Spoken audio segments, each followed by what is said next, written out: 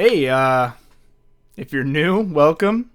If you're returning, welcome back. This is the Cody and Jarrod Talks podcast, where it's two friends that sit down and have a conversation that uh, most people that are friends are probably not having, talking about issues that are not exactly the most comfortable thing to talk about. Politics have kind of become something that will push people out of your friend group, ostracize families from your communication circles, and destroy lifetime friendships. And that is not something that is okay. Um, I know that you agree with me on that. And Yeah, it's go ahead. it's unfortunate. I mean, not even friendships, but families. Thanksgiving's coming up, and I've in my own family experienced certain people being ostracized from certain holidays at certain people's houses because of political views or religious views, and it's heartbreaking because life is short. You shouldn't be divided on things like this, especially when the candidates themselves have such varying views on a multitude of topics to wholesale write someone off out of your Yep. family or out of your life for their views on one thing or another is a little extreme. Yeah, And I and think that by talking about it open live like this, we can hopefully provide some insight and maybe some not talking points, but show you how it's done to have a healthy conversation about just the points and not the candidates themselves or the groups that are attached to the candidates and the people who endorse them. to be clear, for the next however long, we are going to talk about Harris and Trump. So that's why we're starting it this way. But I want to make it clear that if you only looked at one side of the equation and you looked at the media that the Trump campaign pushes out or the media that the Harris campaign pushes out, you're going to think that they're a savior for a failing nation. They're Uh, both the both sides have the view of we are the our side is the righteous cause and we are yeah. the only answer, and that's a dangerous spot to be in because you're automatically ostracizing at least half of the voting base. If you assume everyone voted, which is not the case, Yeah. you're automatic. Both sides are kind of towing that, or And it's they've got things a like fine line to that. walk. It's things like that that are driving divide in this country, and each Mhm. side is blaming the other side for doing it. The media isn't helping. The frontrunner candidates aren't helping. Yes, there is divide in this country, and they're running on it. And they're trying to push us further apart.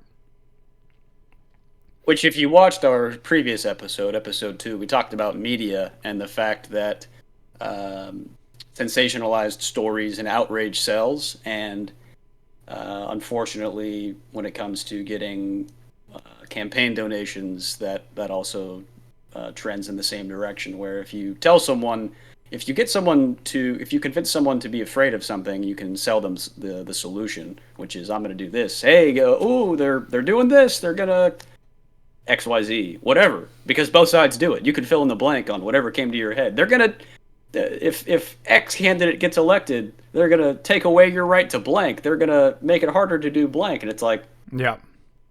they have to be in charge of 330 million people. Most of the job of the president is appointing people in charge of delegating things to other agencies, and it's Yeah, Donald Trump said that in the first month of his or in the first month of his office after he was elected in 2016, he had 10,000 appointments.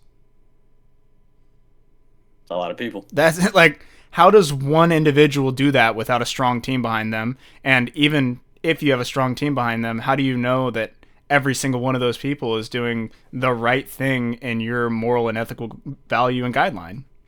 And that's a lot of responsibility placed on the pinnacle of the executive, where that's a lot of individuals taking individual power. And it's like, do we hold Donald Trump accountable for every single one of those appointments? Should we? I don't know. Yeah, and Should I we think hold? that's where I get into a question that I'd like to pose to you of do we hold Vice President Harris accountable for actions of the Biden Harris administration?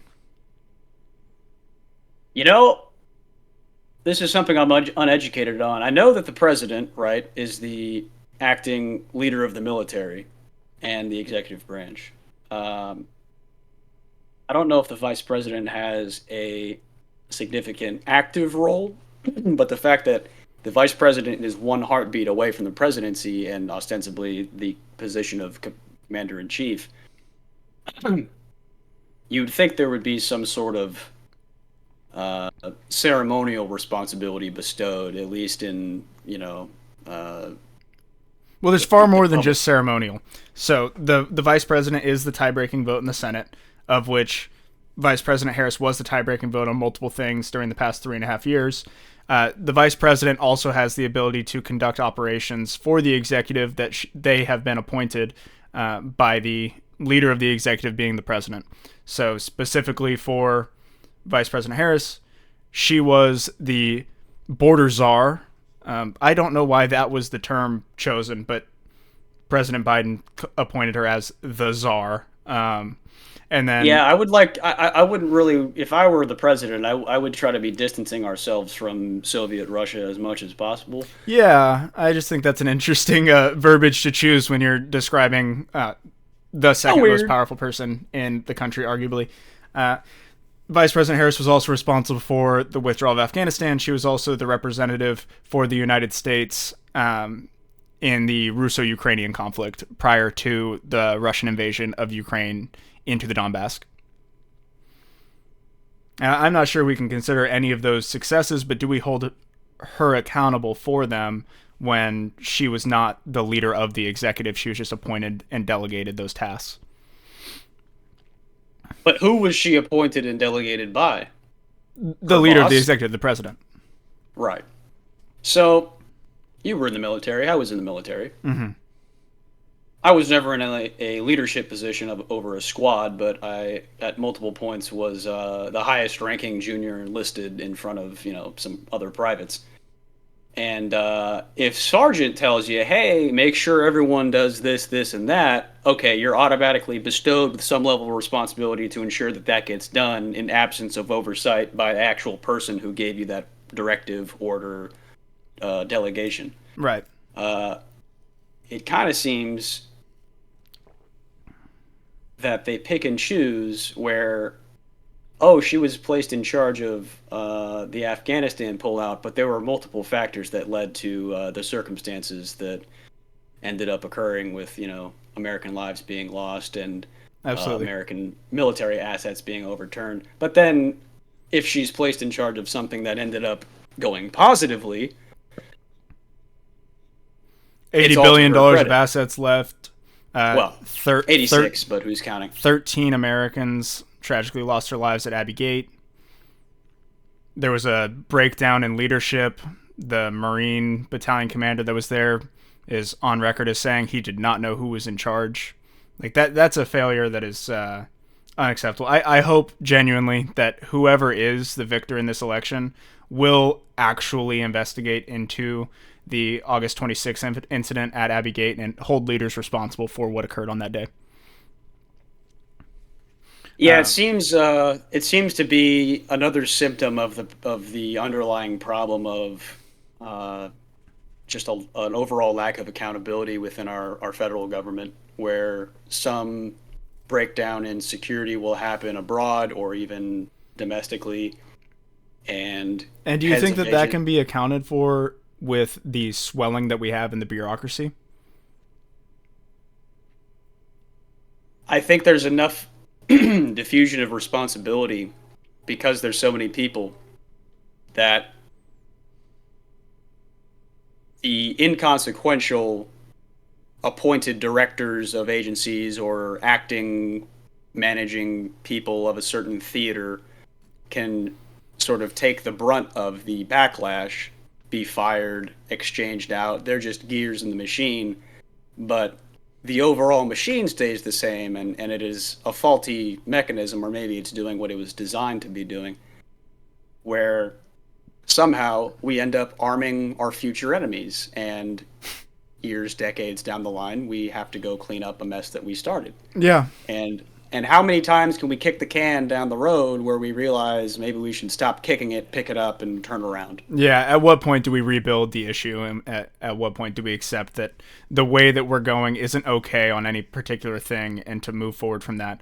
I think it's also at this point important to acknowledge that both sides need to acknowledge that there is more than one way to skin a cat. Right. Like, you can both be right. We're not going to know until something's tested. Right? You can have every economist in the world saying this way is going to work, this way isn't. But, I mean, you treat them the same way as you treat a weatherman. Right. You're see happy when you wake up. You're happy when they're right. You're not surprised when they're not. Right. So, with that, I think we get into. I'd like to start by talking about Harris, Vice President Harris, and some of the things that her opportunity economy pamphlet, or what is it, the New Deal? What does she call it on her campaign website? I'm looking at her website. It's a right 82-page document. A new way forward. A new way forward. Okay, yeah. So it's an 82-page document on her campaign website. And some of the things that stood out to me as I was reading was the ban on price gouging for groceries that they've decided to run on, which, I mean, that's a great thing. That's a great thing. I don't think that any American should have to worry about going to the grocery store before a disaster and having to spend $90 on a case of water. Right. That should be illegal in every state. And it is in most. Well, but we can look back to 2017 in Texas when they had a hurricane roll through and the state sued all of these grocery store companies because they're like, hey, why are you charging $99 for a case of water? Why are you charging $10 for a gallon of gas? Why is the price of hotel rooms quadrupled? Like, yeah, price gouging should not be a thing. And I'm happy to see a political candidate putting that on the forefront of something that they're running for. Yes. My only concern is how much of what consumers are paying at the cash register, how much of that is price gouging? And to be fair, we have had some record disasters recently, and it should absolutely be illegal. It's reprehensible if water is $3 and then it's suddenly $90. That's not supply and demand. That's just I can make a quick buck off of somebody that needs this thing. Yeah. So my concern is when you look at the cost of goods, and this is something that Trump has talked about, other than payroll for companies, energy tends to be among the higher item numbers on the overhead expenses chart. Absolutely. If energy costs more, then the energy that goes into the production of products at the factory, the energy that goes into the transportation of the factory to the storage facility or retailer is more. The energy that it costs for consumers to get to the retailer is more. Energy is the underlying foundation that goes into our entire economy, because if energy costs more and everything runs on energy, everything costs more. So if energy is 50% up, your bread's 50% at least. We're also self-sustaining on oil and natural gas. We can be. No, we are. I haven't looked at the recent. We produce more oil and natural gas than any other country in the world. Now, the Biden-Harris administration, I believe, has played a part in. No, that became a thing during it ramped up during Trump's administration, but it became a thing during the Biden-Harris administration where we officially became self-sufficient on oil and natural gas. And we are actually able to export oil and natural gas at this point.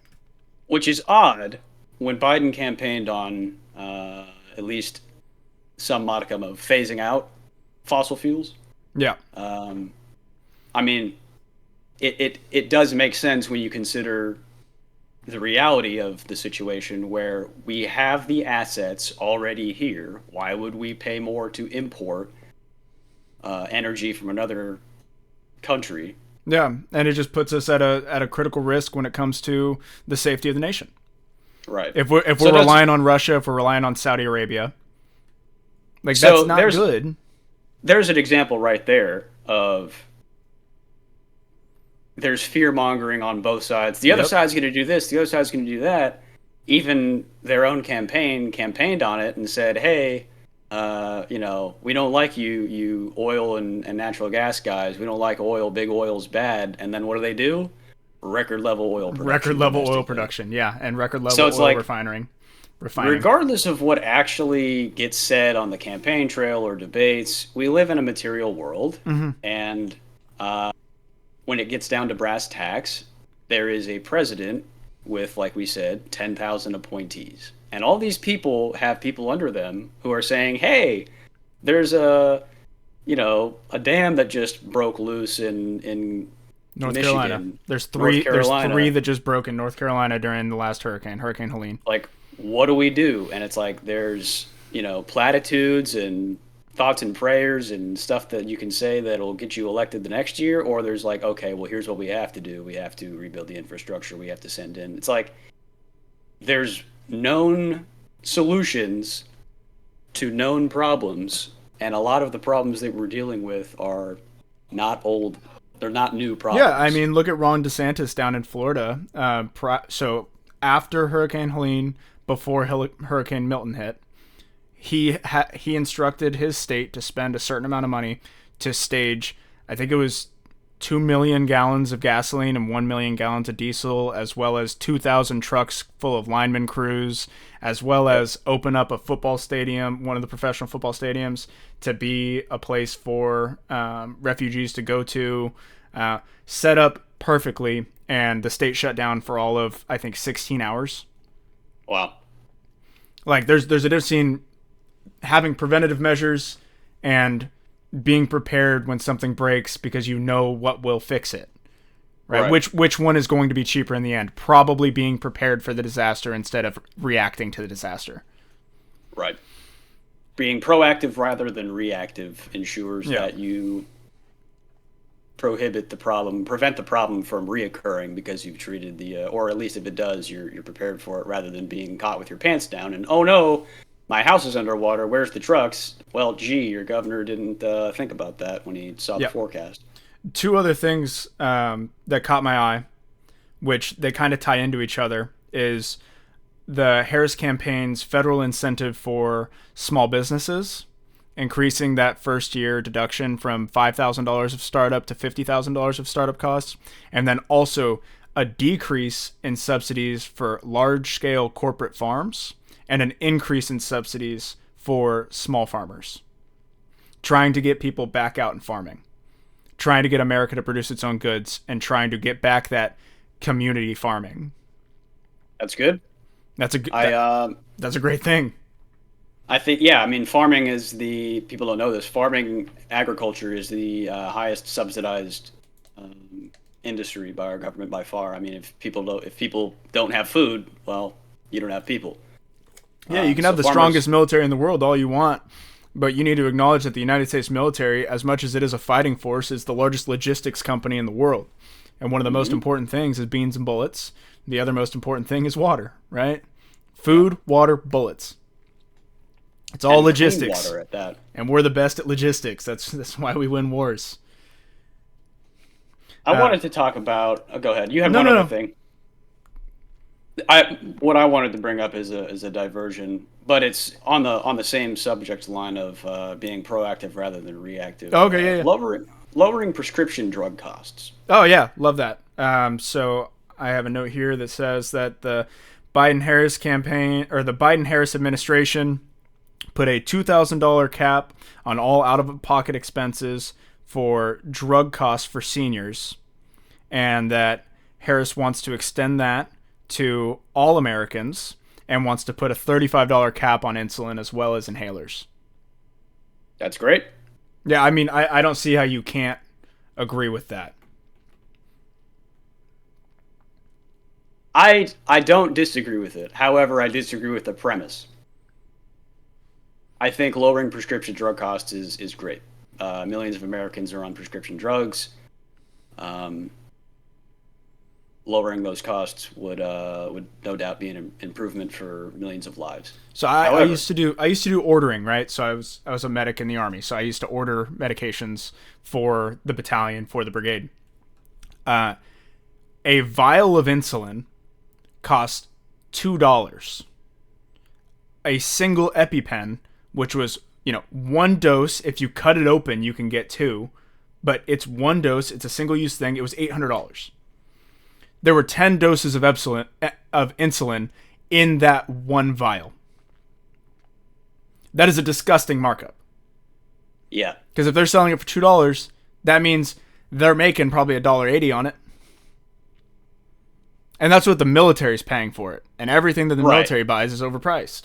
They're getting scammed. I saw something recently. Boeing had overcharged the Air Force 8,000% for certain things.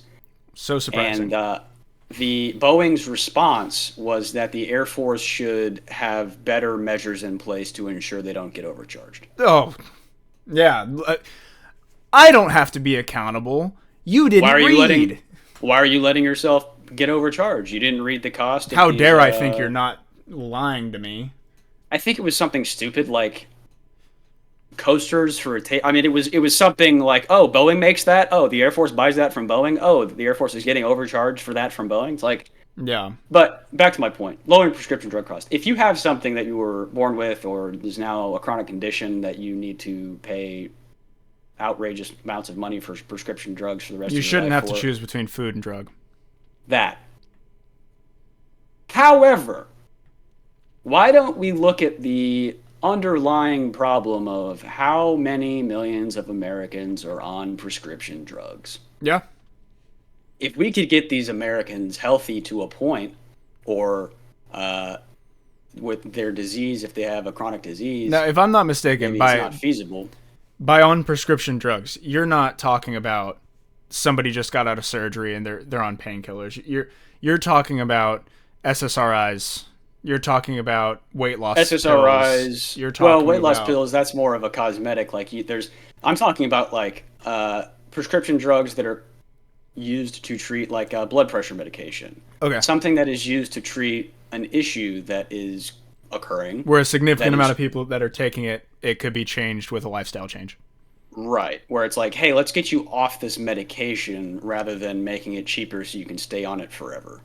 Right. And I had a PA that I worked for who he would give you antidepressants. He would give you medication that would help you stop, anxiety attacks and things like that. But his main goal was not to get you reliant on that drug, right? He'd give you a 30-day dose for it. And then at the end of those 30 days, sends you off to a therapist.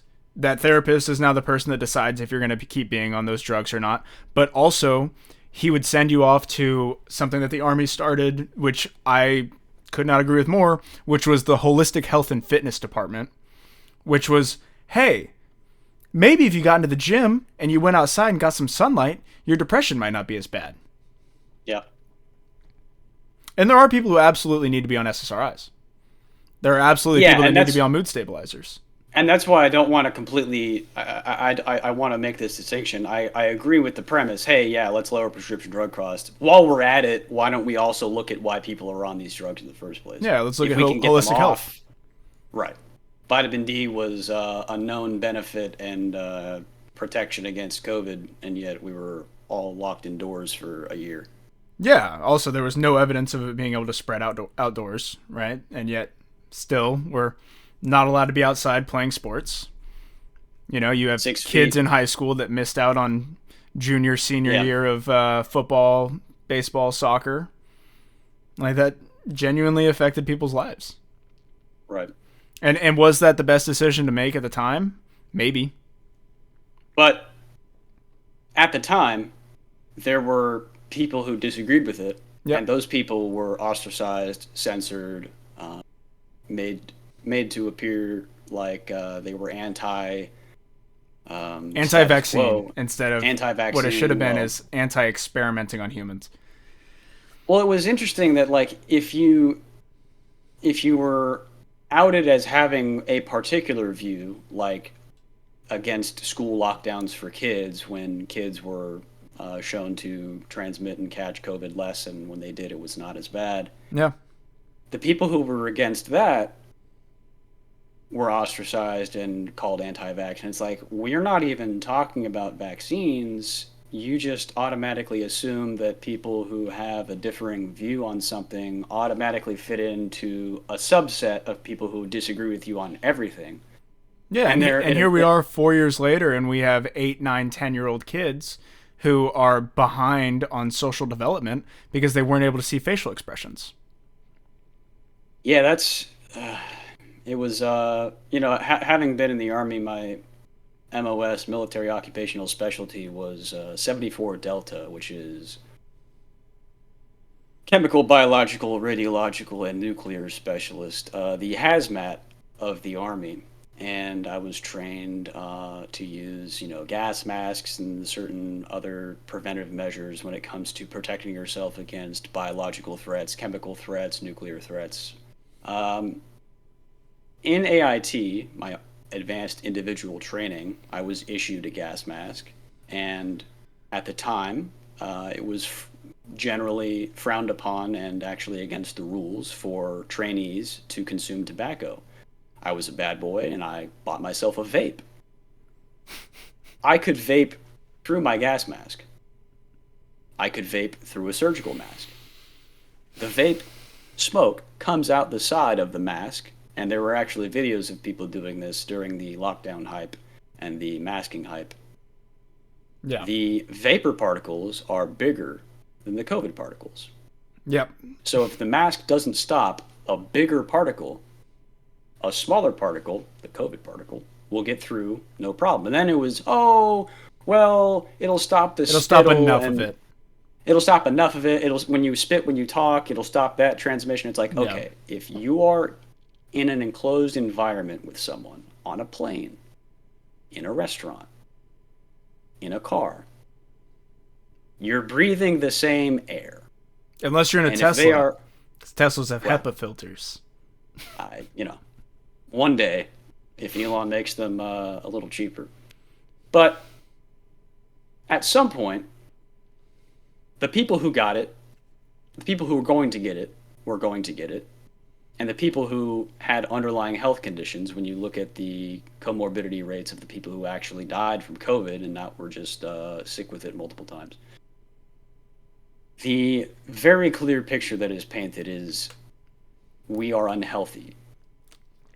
Yeah, the physically fit, the active, were less likely to have Be seriously injured from it.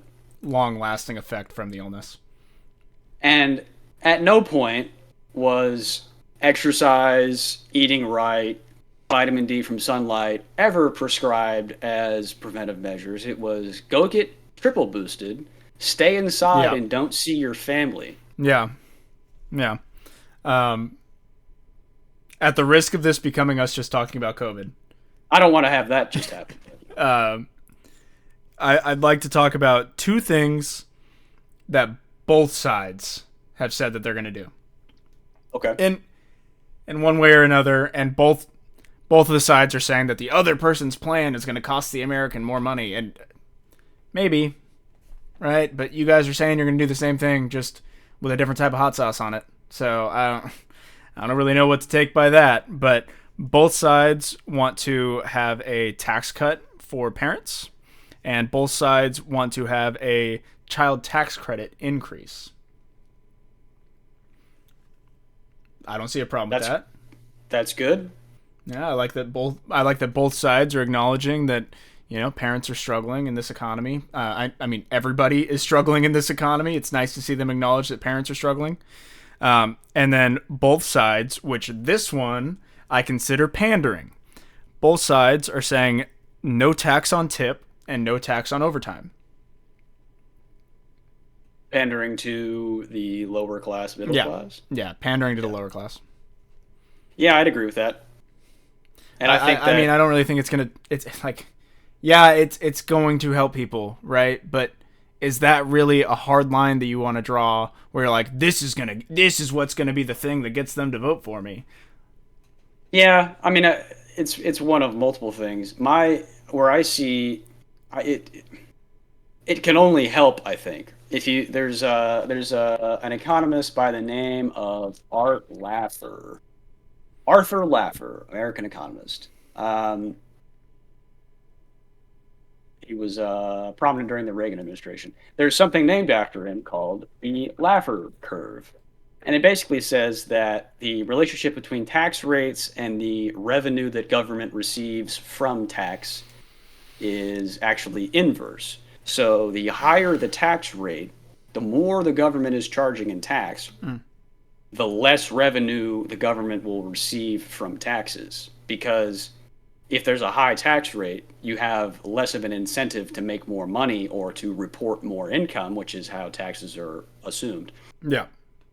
If there's a lower tax rate, more people are incentivized to make more money, and then you're collecting a lower rate from a wider population, and the tax revenue received actually increases. I don't know where the break-even point is, but basically lowering taxes. I mean, the break-even point is what each side is chasing. Right. It's hey, we need to figure out exactly where it is in every individual metric. We need to see where it is in the lower class. We need to see where it is in the middle class. We need to see where it is with coal miners. We need to see where it is with oil field workers. We need to see where it is with tech giants. Like, it's finding that how much can we squeeze out of you before you stop spending money. Right. And I think lower is better. And I think that in lieu of government subsidies, we just need to make cost of operating business in whatever industry is being subsidized cheaper. Yeah. Why take money from the government's bottom line? With farmers, I understand it. There's a lot of upfront cost to go into farming. Much. A John Deere is, over $100,000. It's like the land itself, and they go by bushels per acre rather than, nutrient density. But anyway, a lot of industries, that makes sense. Yeah. But a lot of industries, if things were cheaper, you wouldn't need government subsidies. And then the government would be able to collect more revenue from an industry that they are then subsidizing less, collecting more taxes on the back end. It's a fundamental difference in operation, I think. And I think tax cuts are good, but to parrot some of Kamala Harris's, Vice President Harris's talking points about corporations, it's like, ideally, if you're going with a sort of Reaganistic trickle-down model, which people argue whether or not it works, but the concept makes sense. When increases of costs to producers are passed on to consumers, if the cost of production of goods go up, then the cost of goods at sale go up, so the consumers are paying that increase. Ideally, if a cost of production of goods goes down, the price of the good will go down, ideally. Yeah, except now they know that they can charge you that much and you're not going to complain about it. Right. And so I think that's, I haven't read into much of Kamala Harris's price gouging talking points, but I think there should be. It's specifically talking about, like, mostly in the event of disaster. It's not talking about the steady rise of gas price. It's not talking about the steady rise of a loaf of bread. It's not talking about eggs. It's not talking about milk. It's talking about, like, hey, suddenly the price is everything's so much more. It's 600% higher. Yeah. But, yeah, I think there should be a maximum amount of transparency between corporations and consumers when it comes to cost of goods. Well, but transparency between government and consumers. Let's talk about green energy. Right? So yeah, green energy is one of those things that in Europe is like forefront of conversation, right? Who do you think is the largest funder of green energy in Europe? Russia. Absolutely. It's Russia because they sell the natural gas. Yep. They want Europe reliant on their natural gas. When Europe still has more nuclear reactors live than we do, and they're turning them off in favor of natural gas. Yeah. Which they're importing from Russia, who's at war with Europe. So when you think about it, by subsidizing and funding green energy, Russia is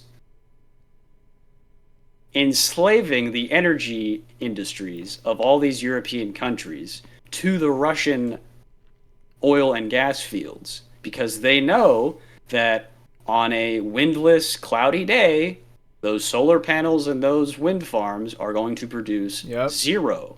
And all of a sudden in the winter, it gets real cold in those old European buildings because they don't have nice insulation like we do.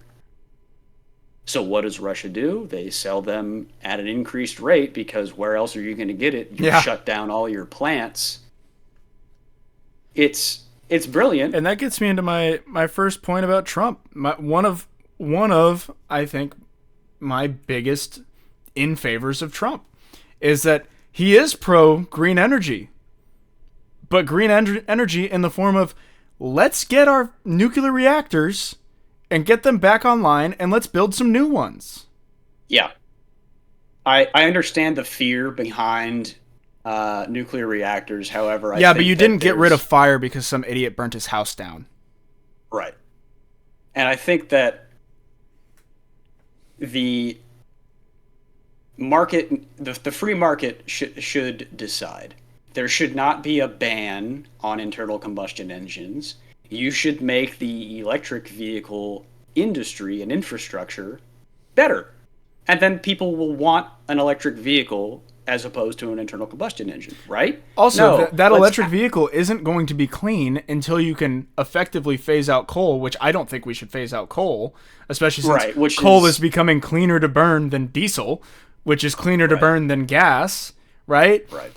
But if we get these nuclear reactors back online and you start charging these electric vehicles with nuclear energy, and now we have some dirty rocks to deal with every however many years, that is an issue. I don't know if you've seen the innovations that have been happening recently abroad. I think Japan is on one of the forefronts of the fusion game. Japan is on the front of the fusion game. Fission. Because if they can just scale it, and we have a bunch of small fusion reactors all over the country with no waste, because you're making something out of two smaller things instead of splitting an atom. It makes sense. My fear is it makes another industry lose a lot of money. Oil and gas are paramount, and we will always, I think, need them to some extent. Yeah. I mean, long-haul trucking. Green without considering nuclear is a good alternative in it's identity politics. Well, I don't think it needs to be. I think if both industries' infrastructures were remove the red tape, let corporations innovate to their heart's desire, let the free market decide, and let the better mousetrap win. Yeah. I honestly think that with the innovations in the actual burning processes of the coal, like you said, it's getting cleaner to burn. We're having innovations in extraction processes, so we don't have to disturb any of the earth above the wells. It's like, why don't we just, instead of killing the technology and forcing people to adapt something that is less advanced but makes us feel better, like you said, identity politics, it's like you don't quit a job and then start looking for one. You look for a new job while you still have employment. Yep. Let's not completely cut out our existing energy infrastructure in the name of climate consciousness to then have to huddle around blankets and wood-burning stoves in the winter. It's like, that's not very common sense. Yeah. And I think Trump's model of taking away the bans on internal combustion engines and then pursuing cleaner energy regardless is the right way to go. Yep. And I live in California, where they put in effect a ban by 2036. There will be no more internal combustion engines. Yeah, there's no way. Cars sold on the market. The infrastructure isn't there for that. I mean, but let's legislate it and then think about the consequences after, right? Yeah, I mean, during the summer, they were asking people not to charge their Teslas because it was going to shut down the grid. The infrastructure is not there. You know what would fix the infrastructure? Nuclear reactors. Yeah. Nuclear reactors that already exist. Yeah, just turn them back on. Again. Well, fix them, right? Because they've been offline for, 20, 30, 40 years. So renovate, and then get them back online. And as energy goes down, the cost of everything else would go down. And Yeah. that's one of Trump's main talking points. You know what else is a big Um, talking point of Trump? And I'm sorry if you what's were about that? to say something, but Oh, go ahead. RFK Jr. being the face of his health movement, make America Yeah. healthy again. Yeah, this is a guy that has been suing corporations for health violations and For his entire environmental life. violations for his entire career. Um, I think him being in charge of actually a healthy person being Yep. in charge of the Department of Health. Uh, I mean, how much more poetic can you get? The guy's how old is he? 70 something, and he's I don't know still exactly how old he is, but he's in better shape than probably 90% of Americans. right. He's also a little So, crazy, but hey man, he's a Kennedy. he's he's fit. Yeah, it comes with the territory. Yeah. Um, however hyped this election has been, however bad it's been in the last 4 years, it's been really bad for certain classes of people, and I think there's a reason why they're pandering to the lower class is because during the COVID pandemic, the middle class was essentially wiped out.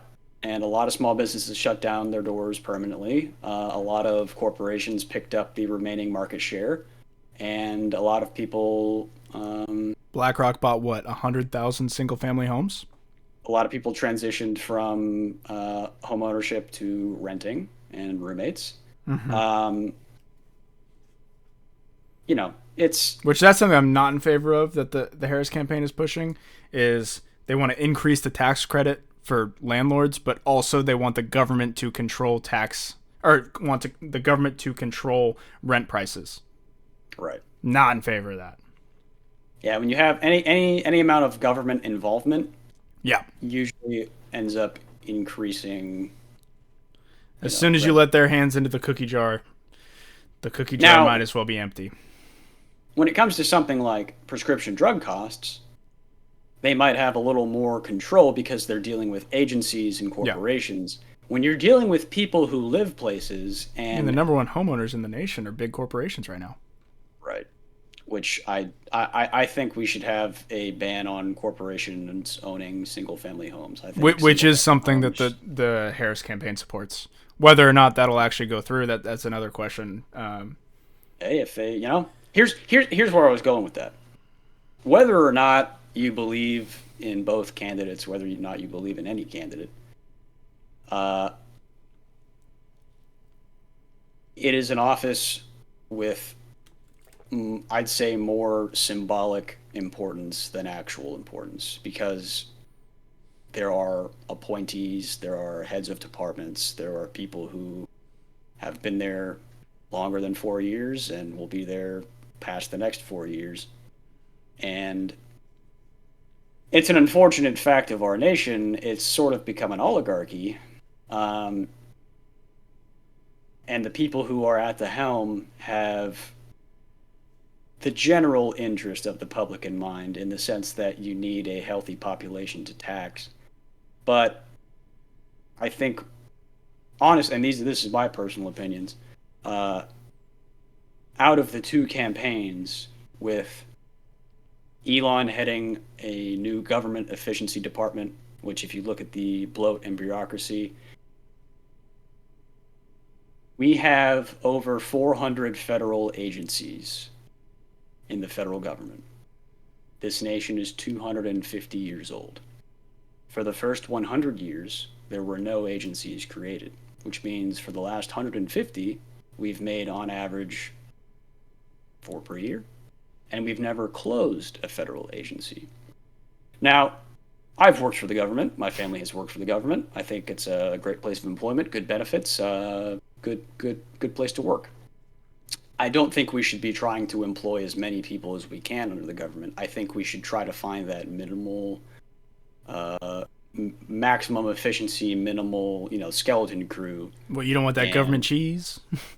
well, when you look at the amount of representatives we the people have on Capitol Hill, 535 plus The president? the president, if you count. And then you look at not even just the amount of federal government employees, but the lobbying industry alone, and these are a lot of RFK's talking points, but getting to the Elon government efficiency thing, this is one of the things that Trump wanted to do in his first term, and like him or not, taking COVID out of the equation, things were kind of all right. I mean, whether you agree with the prejudiced dismissal of Roe v. Wade, the overturning of that, the federal government having one law for all 50 states might be good, might be bad. Taking all of that aside, the general welfare of we the people did not drastically decrease, did not drastically increase. Things were cheaper, gas was cheaper, but lived to see another day, right? So it wasn't. I think it's also important to say that you inject enough money into any economy and it's going to appear good. And that's why I think that ultimately nothing changes, because people get elected and then they see how the real game works, and you have to spend money to make money. But the government doesn't make any money. The government only takes tax revenue. So when we look at problems and what we're spending to solve them, or spending to treat them, rather. Yeah, we have a $6.75 trillion a year budget, which is about $19 billion a day that we spend. Yeah, that's fine. There's no need for.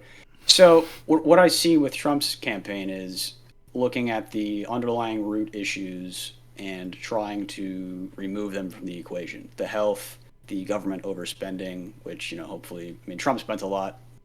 A lot of that was COVID. I don't agree with how he handled COVID, but I also understand that we didn't know what was going on. Right. He's a businessman who got put into the head of state of the biggest country, the most powerful country on the planet, who got hit with a unprecedented pandemic. Yeah. And his job is to decide the fate. No, he listens to his advisors, who may or may not have had the best intentions of the people at heart. Yeah. And does the best he can with the information he's given. So I disagree with a lot of the things he did. I don't want to talk about COVID anymore, but what I do agree with what Trump did was develop the vaccine, but don't force it. You can offer something. What I disagree with what on the vaccine was where Biden tried to force it. Using OSHA, which would have affected 80 million people. Now, just some background. Correct me if I'm wrong. The Department of Defense lost in court against SEAL Team 2 on its I believe it was SEAL Team 3, but yeah. Vaccine mandate. Yeah. And had to rescind a vaccine mandate. I was just getting out of the Army when they were forcing. So that wasn't the Department of Defense. That was the Department of the Navy. Okay. Yeah, but the rest of the branches followed suit. In fact, every individual service member who was removed from service because of refusal to take the vaccine, they got out with either general or other than honorable conditions, and they've all been upgraded or are in the process of being upgraded to honorable. And if that's something that affected you, you should go look to see, because there is a process to apply for it yourself, but they're going through the records and changing everybody to honorable, and then allowing you back into service if you want to. I don't blame you if you don't want to get in with how they treated you. So my point is, had the Supreme Court not struck down that executive order, that pattern would have played out across 80 million people, which would have been not good, to say the least, for the economy. If all of a sudden everyone is faced with, hey, get the shot or you're fired. Mind you, the Department of Defense is nowhere near 80 million, but it's also the largest employer in the United States, though. I think, moral of the story is, the less the government has to say of what you can and can't do, the better you are. I mean, obviously murder is illegal, right? But develop the new technology, don't ban the old one. Develop and don't force the new technology. Don't force it, right? Yeah. And what I look at when I see a lot of Vice President Harris's plans on her campaign page is a lot of government involvement. And I mean, yeah, but that's the Democrat way, right? It's big government. The federal government will hold your hand through everything. And the Republican way is take power from the federal government. Whether they do that or not, that's what they say, and then push it back down to the states and local. Whether they both do it or not, that's what they say. Yeah, at the end of the day, they still want to stay in office. Your representative, as much as he says he doesn't want the federal government to have power, he wants the federal government to have power. Your senator wants to stay a senator. Your representative wants to stay a representative. Your governor wants to stay the governor for as long as they can be the governor. I mean, Trump's running for a second term. Like, I can't believe they all have ulterior motives. I got to believe some of them are truly, there. No, they all do. It's just some of them don't realize that they do. It's the money dynamic. It's, you have to spend money to campaign. Mm-hmm. Where does the money come from?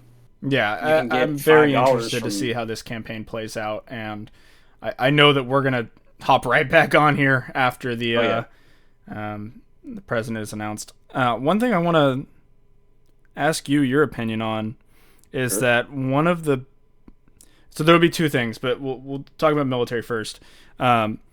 Peace through military strength is one of the talking points and one of the campaign points for the Trump administration. So strengthening the military, keeping a foreign presence, but not starting new wars and not funding the Ukrainian war and rolling back the funding on the Israel-Palestine conflict. Yeah, I think for a while, the paradigm with our military has been over-involvement. And, it used to be, before World War II, we had the Great Depression. Mm-hmm. We had... and then you had speak softly but carry a big fucking stick. That's right. And that is proven to work. If you have the biggest bat on the playground, your word kind of carries a little bit of extra weight. Yeah, I mean, the way I look at it is Ukraine and Israel both had to ask the United States permission to use weapons that they possess. So we must be a little bit important. I wonder if that's more of a legal set in place to... No, it's if we do this, are you still going to give us money? Well... Are you still going to support us if we do this? So if we had said no, maybe... But, so here's where I see... Here's my take on that. We used to... Pre-World War II, we discovered that our great industrial strength could be activated to respond to basically any need we had. A lot of the factories turned into tank factories and plane factories. And Detroit was rolling out tanks and planes like nobody's business.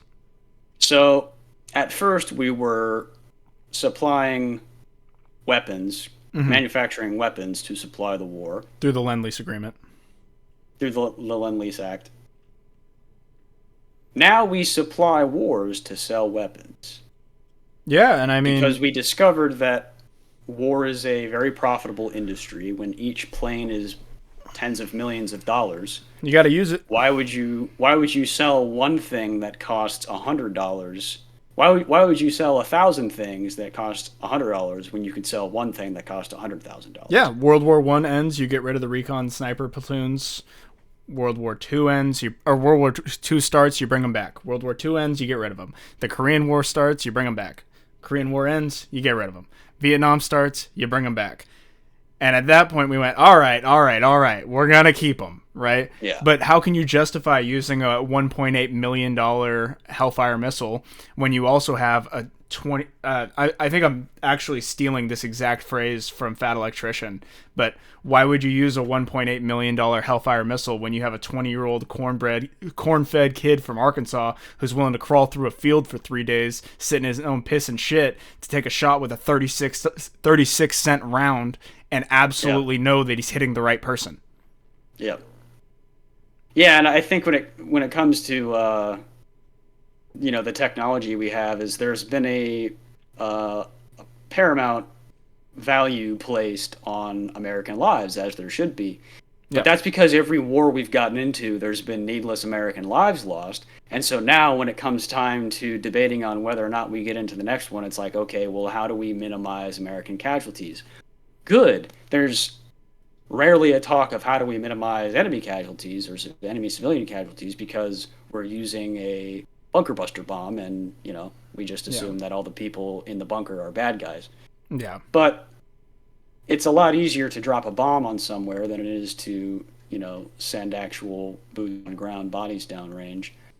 It would be nice if we could just, by being there, maintain the peace, but that's proven to be not how it plays out. And I think given that reality, I don't think we should adopt a, 17th century Japan isolationist worldview. But I mean, at some point, what are we doing? We got $35 trillion in debt, and we're sending how many? Even if it's and we're building 11 aircraft carriers when the next war isn't going to be fought with the Navy but with drones. What's the point? Like, what are we doing? They know they're going to get. They know they're going to get sunk. I saw a recent footage of. I mean, good luck sinking a naval aircraft carrier. Good luck. Hey, man, the drone technology is getting worse. Have you seen I don't know what it is. It's like, I forget what it's called, but it's basically a thermite rain. Yeah, I saw it. The thermite rain that they were doing in Russia. That's a pretty cool war crime, I gotta admit. It's not a war crime. If you were dropping thermite on civilian, on personnel is not. It's not a war crime. They're using it to clear out trenches and to clear out woodline. Thermite is absolutely okay to use on a military target. Yeah, it's not a war crime. I thought it was an equipment thing. It's like our 50 cal. It's not even an equipment thing. It's literally just allowed. Nice. Well. Yeah, it's one of the specific things that they actually talked about at Geneva. It's like, hey, we know this is going to be a thing. Yeah. I mean, thermite was a thing at the end of World War II. So, and then the last thing that I wanted to talk about, largest deportation program in history. Good luck. Yeah, I mean, good luck. How? The damage is done. How? How do you secure the border at this point? Like, I hear you saying that you're going to do this. I hear you saying that you're going to do the largest deportation campaign that's ever occurred. And you know what? All of the people who have come across and they're committing crimes, all the people that we know are on a terrorist watch list that made it across, all the people that came across to work for the cartel and work for gangs, absolutely. If you can get them and get them out of the country, go for it. Do it. The problem is every single person who's crossed illegally has already committed a crime with the crime of illegally crossing. But even if we remove that as the crime, right? Right. And we just say people have committed another crime once entering, or they're affiliated with a terrorist organization, or they're affiliated with a cartel, or affiliated with a gang, right? Yeah, if you can find those people and deport them, absolutely do it. You have my full support. They shouldn't be here. No, absolutely. It's fundamentally wrong, and it is not fair to not only the legal immigrants, people who have waited. I'm very pro-immigration. Right, pro-immigration, pro-legal immigration. I think there needs to be extreme immigration reform to change the process of how people legally immigrate here. It shouldn't take thousands of dollars, and you shouldn't have to be waiting 5 to 10 years. But you should be vetted. Right, there should be we should have. What is the saying? It's a tall wall with wide gates. Yeah, absolutely. Let in all the people who want to be here the right way in, who should be here. There's no problem with that. We need them. Absolutely. But what's the incentive to wait in line if you can just walk across? Yeah. I mean, you're in California, right? California has the 8th largest economy in the world. It's mainly centered around tech and agriculture, right? Mm-hmm. How many of those agriculture workers are either immigrants or illegal immigrants? Oh, majority. A majority of them, right? Like, the California agriculture relies on immigrants, whether they're illegal or not, right? And those, even if they are illegal immigrants that come across to work in those fields, they still need to work in those fields. Food still needs to be produced, right? So why is there not a process for those people and their families to come across the border easier, right? You know that they're coming in to do this thing. You know that it's helping the economy. You know that you're going to be able to tax them. Right? How is the government losing by not redefining it? Right. I think it's a two-pronged approach or double-edged sword, because on one hand you have the government who is missing out on taxes, but on the other hand you have corporations who are benefiting from Being under able the to table pay wages, yeah. which then allows them to save more or make more on their quarterlies, right? And So then that punish them. corporation pays more taxes.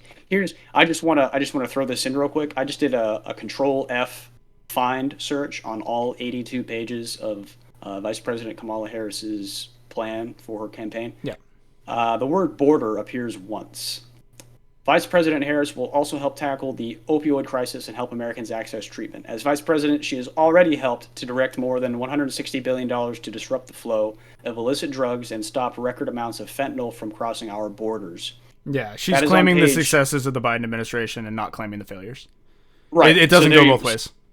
So right there, that's something she's already done or already claimed to have had a hand in. Yeah. That's not a plan for the future, for one. For two, it takes until page 24.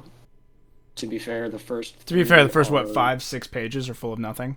It's like table of contents and page 5 is the first actual informative page. Yeah. Okay, so it takes 19 pages, but page 24 of the 82-page plan, she mentions the border once.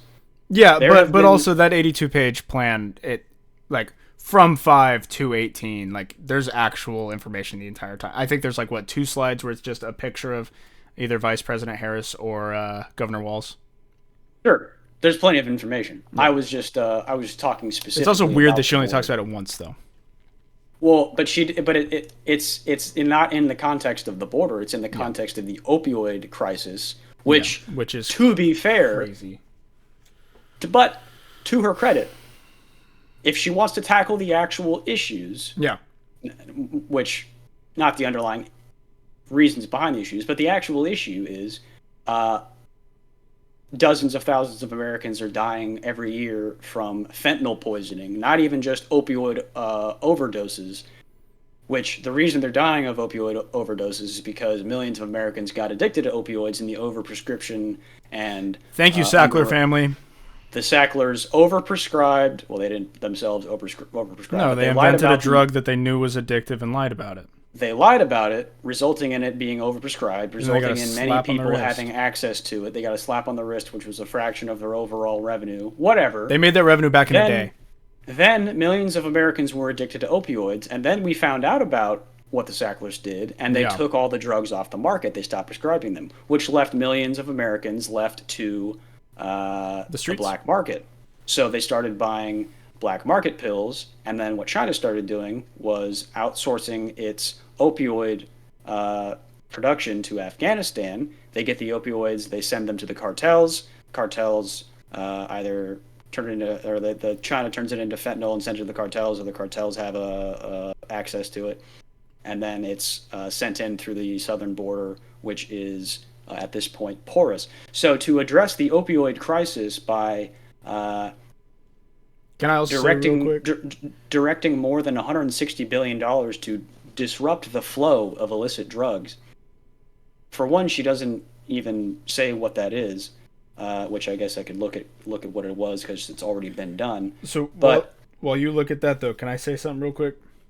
It is absolutely fair to say that China, as a country, is intentionally bringing fentanyl into the United States because all business in China is state-supported and state-funded, and all the media in China is state-controlled. You cannot operate a business in China without having the okay from the government. So you can't say that it's actually just Chinese businesses that are trying to make money. No, it is China. And China is deciding, hey, if we do this, they're going to have to spend so much money on their drug problem that, hey, maybe we can go attack Taiwan and we'll have a 12-hour head start. Yeah. And I mean, Americans dying is bad. Yeah.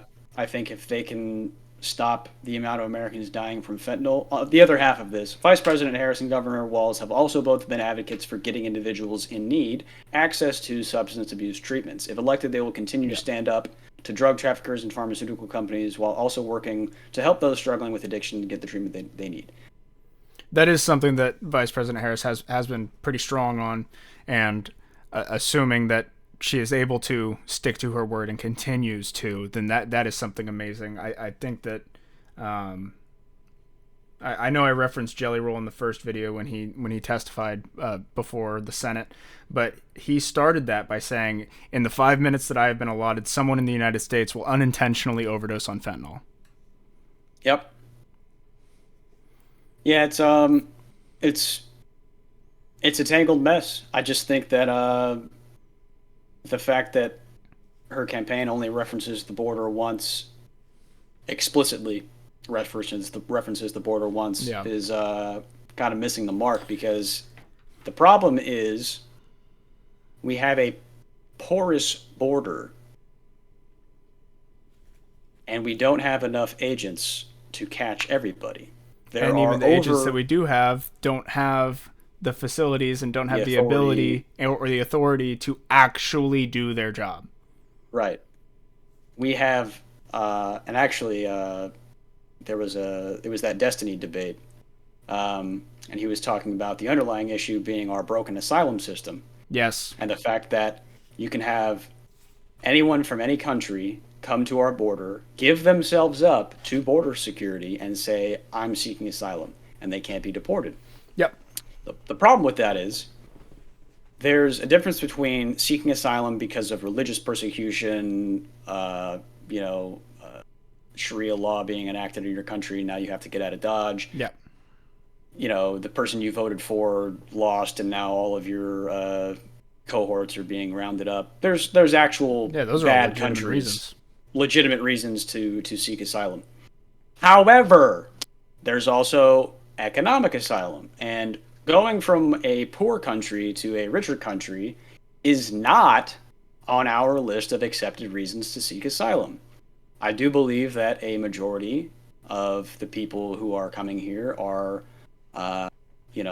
well off to a certain extent to be able to uproot their lives, because if you're so poor you are unable to leave your country, then how are you ever going to seek asylum? So they have to have the money to all of a sudden uproot their lives and travel. And pay the coyotes. For two, pay the coyotes. Who runs the southern border on the Mexico side? Not the Mexican Federal Police. Oh, they like to pretend that they do. Right, but the cartel owns them. So ultimately, you get to the border and you're charged an entry fee. And the cartel is directly profiting from the entry fees. The cartel is directly profiting from the sale of illicit drugs on the other side of the border.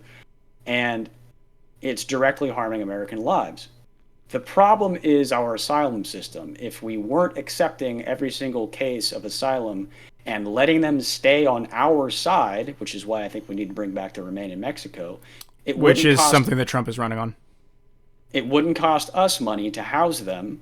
Let's say they have legitimate asylum concerns. Cool. Why are we housing you in the meantime? Let's find out whether or not your claims have a base and then let you in after that. This also goes back to even with asylum seekers, like, you come across, you get picked up by Border Patrol, you get processed, you get papers saying, hey, please, pretty please come back to this court date in 7 years. In 5 to 7 years, and we'll decide whether or not you get asylum. But for those next 5 to 7 years, you're allowed to stay here.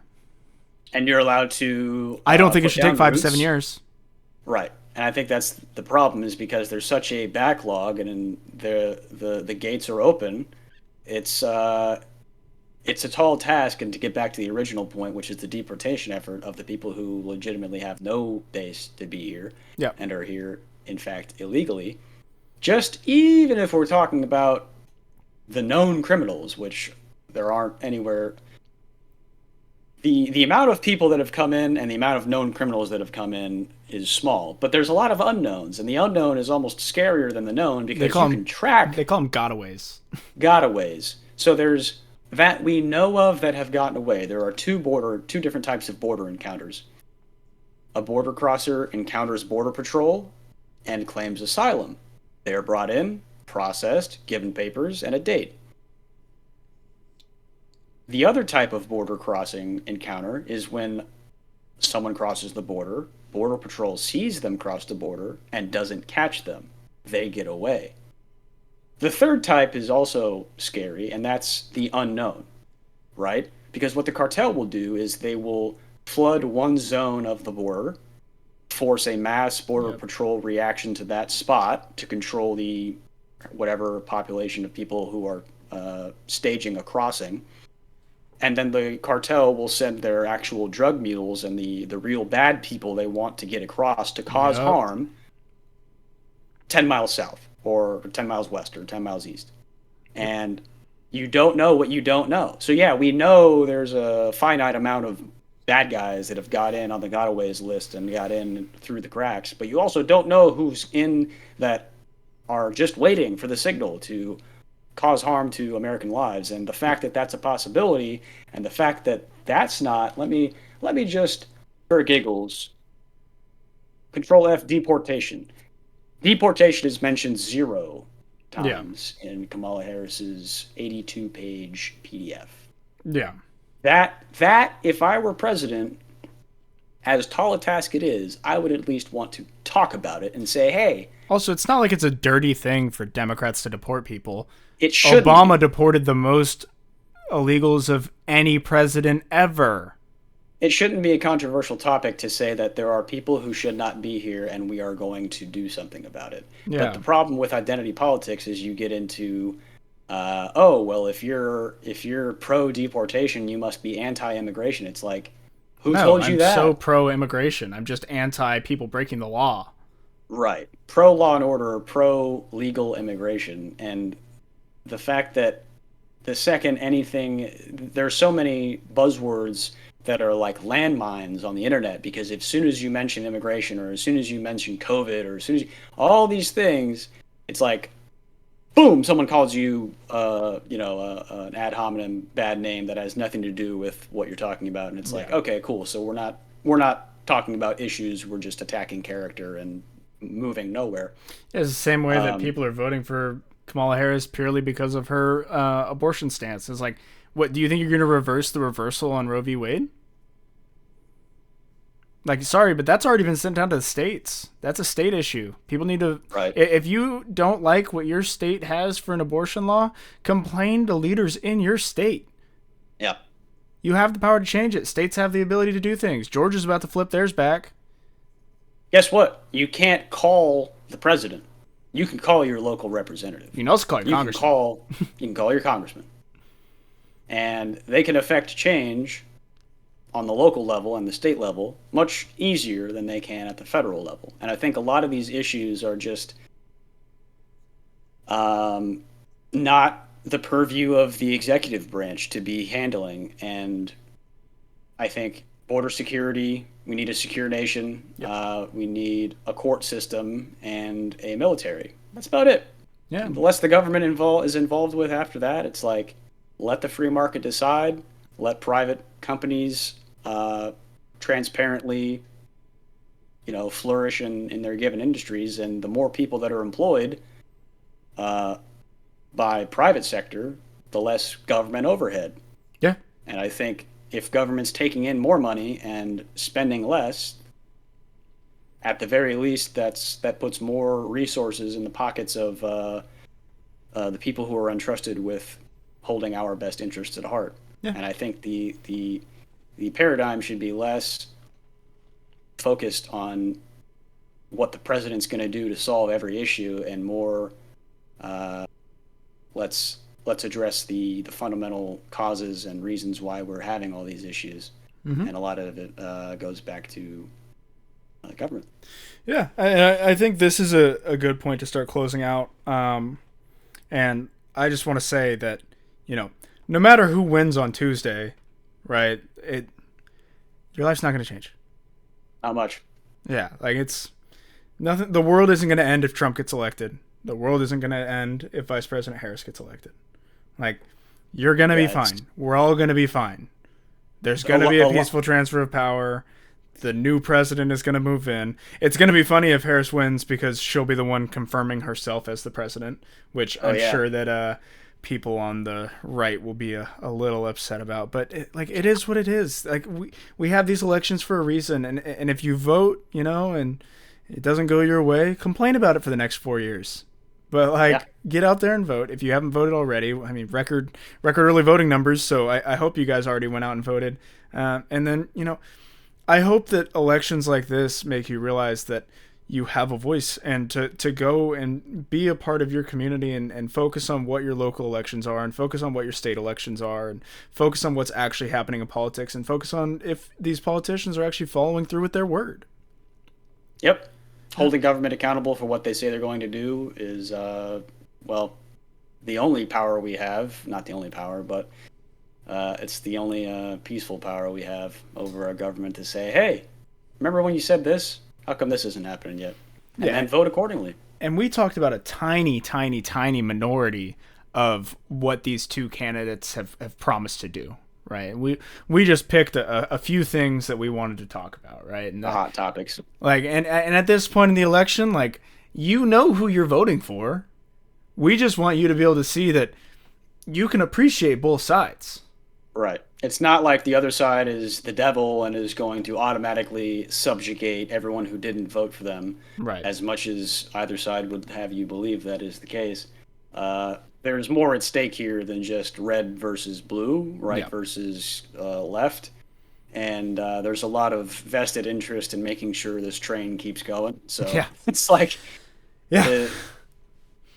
And with that, I just want to say, if you're still here, an hour and 16 minutes in, we appreciate you. If you liked it, like it. If you didn't like it, hit the dislike button. But leave a comment and let us know what you didn't like, please, so that we can change things. We're trying to improve. And if you could hit that subscribe button, we'd appreciate it. Is there anything else you want to say, Jarrod? Nothing else. Just stay tuned for the next episode. We'll probably be dropping soon after the election. As we record Wednesday or Thursday. It is Sunday currently, so 2 more days until we know. Well, I'm sure we won't know 2 days, but... Yeah, I mean, we're not going to know on election night. We know that for a fact. All right. But, safe and, love your neighbor. Yeah, love your neighbor. Goodbye.